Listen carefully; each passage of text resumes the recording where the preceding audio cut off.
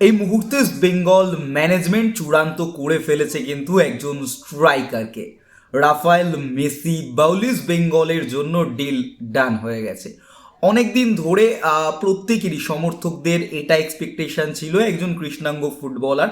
বিশেষ করে আমরা দেখেছি বেঙ্গলের সাকসেসের পেছনে বিগত দিনগুলোতে কৃষ্ণাঙ্গ প্লেয়ারদের অবদান কিন্তু দুর্দান্ত।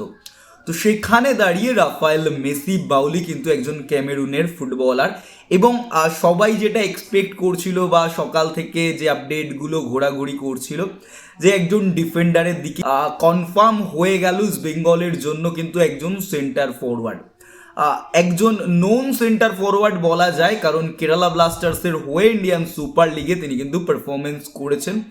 জানুয়ারির 1, 2025 থেকে তিনি কিন্তু ফ্রি এজেন্ট ছিলেন, উইদাউট ক্লাব ছিলেন।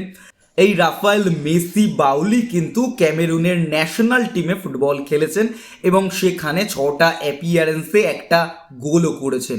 32 বছর এই ফুটবলার কিন্তু লাস্ট খেলছিলেন চাইনিজ একটি ক্লাবে, চাইনিজ ক্লাব SJZ গংফু ক্লাব, যেটি কিন্তু চায়না লিগ 1-এর একটি দল, এবং সেখানে জানুয়ারির 1, 2025 অবধি চুক্তিবদ্ধ ছিলেন।